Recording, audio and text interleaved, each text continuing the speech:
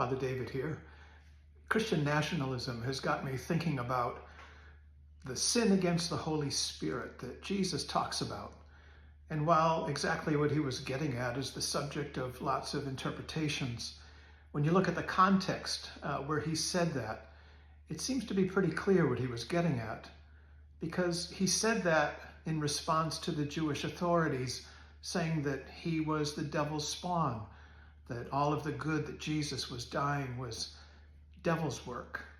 In other words, the people who were in a position to know the difference between good and evil the best, not only got it wrong, but remained obstinate in their getting it wrong. And that, I think, is the sin against the Holy Spirit, this sin that can't be forgiven.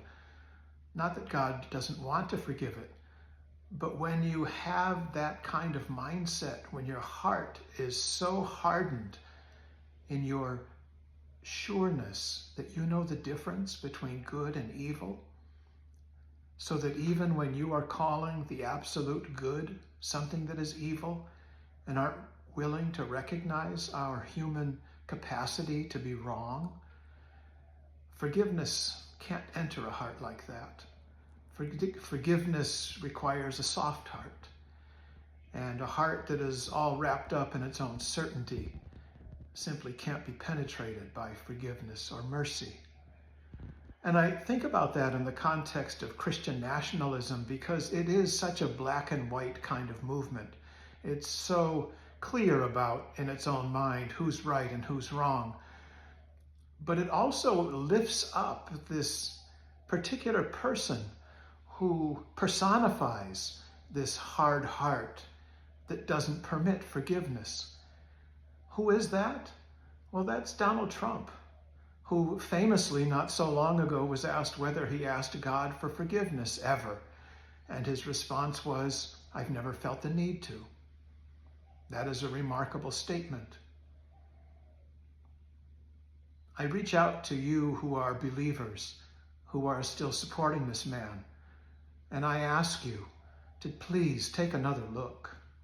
Some people think that Trump is God's gift to our country, but the truth is he's simply a charlatan. He's a fraudster. He stands in a long line of many, many hucksters who have preyed on good people's fears, frustrations, and insecurities. But in fact, he is the wizard in The Wizard of Oz. There's all this smoke and sound and fury, but pull back the curtain, and all there is a frightened old man who, when the time comes to depart, goes off all by himself. Why? Because he's the only one he ever cared about in the first place. Come home to Jesus, especially those of you who are considering a vote for this man. Come home to the one whose burden is light, whose heart is full of compassion, and who urges us to be okay with our human frailties and our propensity to get things wrong.